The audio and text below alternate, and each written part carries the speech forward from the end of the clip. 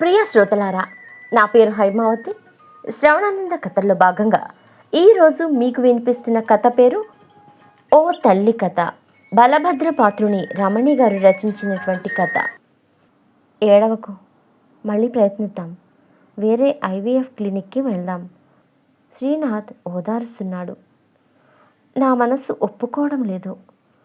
క్లియర్గా మనిద్దరం తల్లిదండ్రులం కాలేము అని చెప్పేశారుగా, అదంతా వేస్ట్ అన్నాను. అతను నా తల నిమురుతూ, జనని, మనం ఎవరినైనా అడాప్ట్ చేసుకుందాం. నువ్వు తల్లివి కాకుండా ఈ సృష్టిలో ఎవరూ ఆపలేరు. ఈ ప్రపంచంలో ఎంతోమంది అనాథలున్నారు అన్నాడు. అతని కళ్ళలోకి చూసి నా కడుపు మీద చెయ్యి వేసుకొని నిమురుకుంటూ ఉండిపోయాను. గొడ్డుమోతు చెట్టు కంప కింద తయారైంది. ఓ పువ్వా పండా? 4 ఏళ్ళు నీళ్లు పోశాను అనవసరంగా. దానిమ్మ చెట్టు కొట్టిస్తూ పక్కింటి శేషమ్మ గారు అన్నమాట నాకు గుచ్చుకుంది. ఇలా ఎవరేం మాట్లాడినా నేను హర్ట్ అవడం, తల్లి కాలేని నా లోపాన్ని ఎత్తి చూపించినట్లుగా భావించడం నా తప్పు, కానీ వాళ్ళది కాదు. రోజు రోజుకి మరీ సెన్సిటివ్గా తయారవుతున్నావు అంటూ శ్రీనాథ్ నన్ను కౌన్సిలింగ్కి తీసుకెళ్లాడు. ఆ డాక్టర్ అమృత చాలా దయగా మాట్లాడారు. అడాప్షన్ ఏజెన్సీలో చట్ట ప్రకారం మమ్మల్ని రిజిస్టర్ చేయించుకోమన్నారు. నా పాత జీవితంలోకి మళ్ళీ వెళ్ళమని, నేను మానేసిన బేకింగ్ మళ్ళీ స్టార్ట్ చేయమని ఎన్నో విధాలుగా నచ్చ చెప్తూ నాకు కౌన్సిలింగ్ ఇచ్చారు. అక్కడున్నంతసేపు బాగానే ఉండేది. మళ్ళీ ఇంటికి రాగానే ఓ పాప బొమ్మ చూసినా, ఏదైనా సినిమా చూసినా మళ్ళీ ఆలోచనలు. ఖాళీగా, శూన్యంగా నాగది మాది నా మీద దాడి చేసేవి. ఆ శూన్యం ఈ అదృష్టం లేని వాళ్ళకే అర్థమవుతుంది, వేరే వాళ్ళకి అర్థం కాదు అనిపించేది. శ్రీనాథ్ ఆఫీస్ పని మీద సింగపూర్ వెళ్తూ నన్ను పుట్టింట్లో కొన్నాళ్ళు ఉండి రమ్మని పంపించాడు. అమ్మా నాన్న నన్ను చూసి చాలా ఆనందించారు.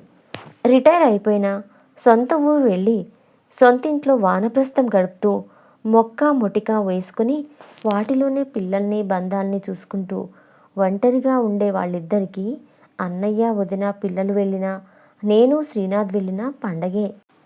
అమ్మ చాలా సెన్సిటివ్గా డీల్ చేస్తుంది నాతో. సాధారణంగా ఎవరి పిల్లల గురించి, వాళ్ళ ఉన్నతి గురించి, అల్లరి గురించి నా ముందు మాట్లాడదు. కానీ నాన్నగారు పెద్దగా పట్టించుకోరు. నీలే, పాపను తీసుకురా. పసిపాపల సందడి, తోటలో పిట్టల కలకలం ఎంతో బాగుంటాయి అన్నారు బావి దగ్గర అంట్లు తోముతున్న అమ్మాయితో. చెవుల్లో ఇంకా దూది పెట్టుకున్న ఆ అమ్మాయి బాలింతలా ఉంది. పట్టుమని 16 ఏళ్ళు కూడా లేనట్టు చిన్నగా, సన్నగా, నీరసంగా ఉన్నా చూడముచ్చటగా ఉంది.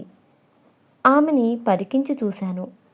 ఎందుకో ఆధారం లేని తమలపాకు తీగ వేలాడ పడిపోయినట్టు అనిపించింది. నువ్వెందుకు వచ్చావే పనికి? మీ అమ్మేది అని అమ్మ పెద్దగా అరిచింది. అమ్మకి ఒంట్లో బాగాలేదంట, నన్ను పొమ్మంది అంది నీలి. పసిది పాలు తాగకుండా ఇంతసేపు ఎలా ఉంటుంది? చేసింది చాలు, వెళ్ళు అంది అమ్మ. దానికి పోతపాలు పడుతున్నామమ్మ, పాలు సరిపోవట్లేదు అంది నీలి పాత్రలు కడగడం పూర్తి చేసి లేస్తూ. నువ్వు సరైన ఆహారం తీసుకుంటే కదా పాలు పడేది. వెళ్ళేటప్పుడు మర్చిపోకుండా పళ్ళు తీసుకెళ్ళు అంది అమ్మ. నీలి తలూపింది. నేను పుస్తకం చదువుకుంటూ ఇదంతా ఓ చెవి వేసి విన్నాను. అమ్మ నా దగ్గరకు వచ్చాక, ఏం చేస్తాడు ఈ నీలి మొగుడు అని అడిగాను. మొగుడా మొద్దులా? కొన్నాళ్ళు సిటీలో మేనత్త ఇంట్లో ఉండి ఇదంతా తెచ్చుకుంది. ఎవరే అంటే బస్తీబాబు పెళ్లి చేసుకుంటా అన్నాడు అని చెప్తుంది. ఓ పేరు, అడ్రస్సు, ఫోటో ఏమీ లేదు. 4వ నెల వచ్చాక తెలిసి ఆ తల్లి లబలబలాడింది. అబార్షన్ చేయడానికి డాక్టర్ ఒప్పుకోలేదు. పైగా నీలి చాలా బలహీనంగా ఉంది, అందుకే ఉంచేశారు అంటూ నీలి పురాణం చెప్పేసింది అమ్మ. ఆ సాయంత్రం నాన్న ఎత్తుకొని తిప్పుతున్న పసిపాపను చూశాను. చాలా ముద్దుగా ఉంది.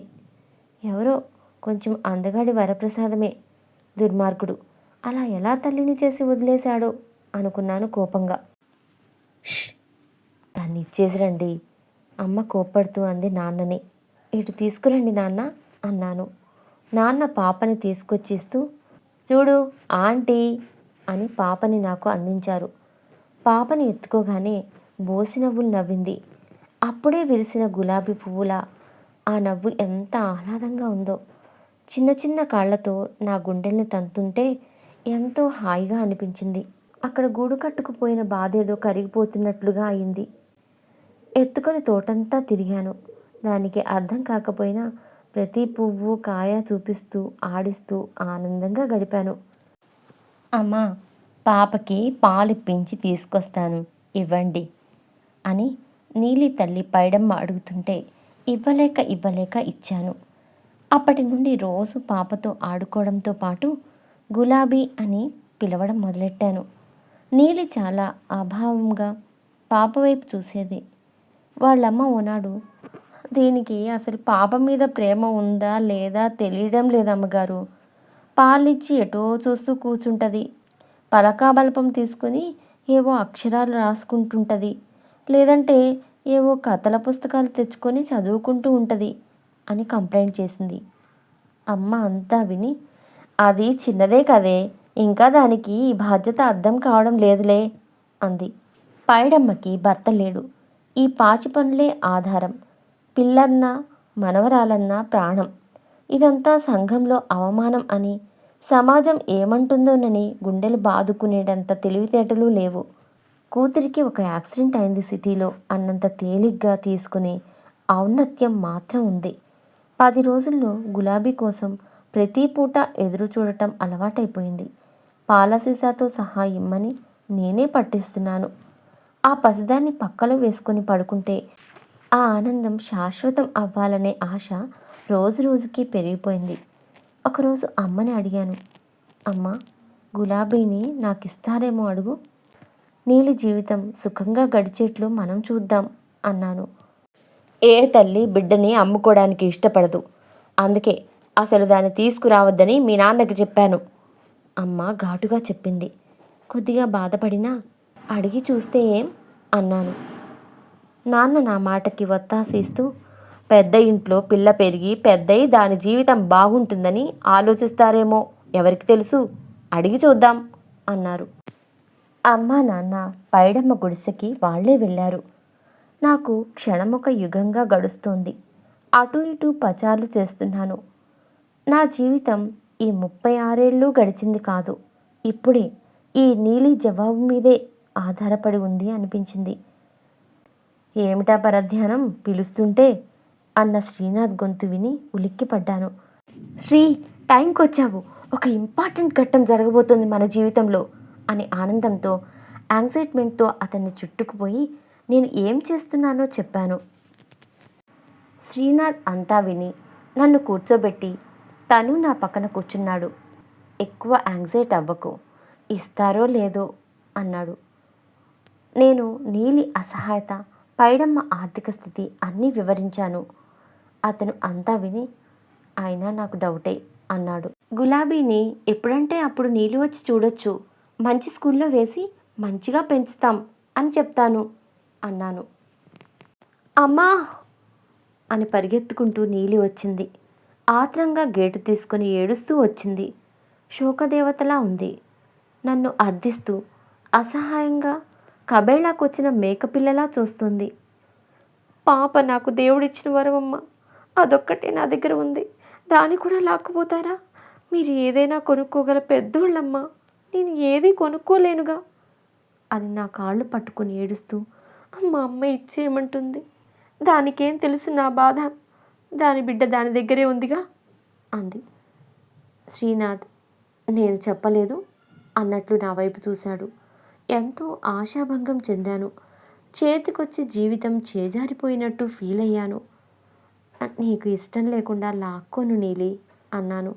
నాకు కళ్ళ నుండి నీళ్లు జలజలా కారిపోతున్నాయి. నిన్ను బాధ పెడితే క్షమించు అన్నాను. శ్రీనాథ్ నా భుజాల చుట్టూ చేయి వేసి, గులాబీని ఇవ్వొద్దులే కానీ నీలి, నీకు చదువుకోవాలని ఉందా అని అడిగాడు. ఆమె ఆశ్చర్యంగా చూసింది. ఆ కళ్ళలో రెపరెపలాడే ఆశ. అవును నీలి, నా కళ్ళకి నువ్వే ఓ పాపలా కనిపిస్తున్నావు అన్నాడు శ్రీనాథ్. శ్రీ అర్థం కానట్టు చూశాను. ఆ తర్వాత మేం ఒక బిడ్డకి తల్లిదండ్రులుగా తిరుగు ప్రయాణం అయ్యాం. రిజిస్టర్ ఆఫీస్కి వెళ్ళి ల్యాండ్ రిజిస్ట్రేషన్లా బిడ్డను కూడా రిజిస్టర్ చేసుకోండి అని ఎవరో సలహా ఇచ్చారు. మా బిడ్డ మేజర్ అట. అవును, నీలిని మేం దత్తత తీసుకున్నాం. నీలితో పాటు బోనస్గా గులాబీ వచ్చింది. ఈ నీలి అనే చిట్టి మొక్కకు పూసిన పసి మొగ్గని ఎలా తుంచుతాం? ఓ తల్లి కథ. బలభద్ర పాత్రుని రమణి గారు రచించినటువంటి కథ. కథ నచ్చితే లైక్ కొట్టండి, షేర్ చేయండి. మీ విలువైన సలహాలను కమెంట్ల రూపంలో తెలియజేయండి. మొత్తం మీద నా ఛానల్ను సబ్స్క్రైబ్ చేసుకోండి. మరొక మంచి కథతో త్వరలోనే మీ ముందుకు వస్తాను. అంతవరకు సెలవు మరి. ధన్యవాదములు.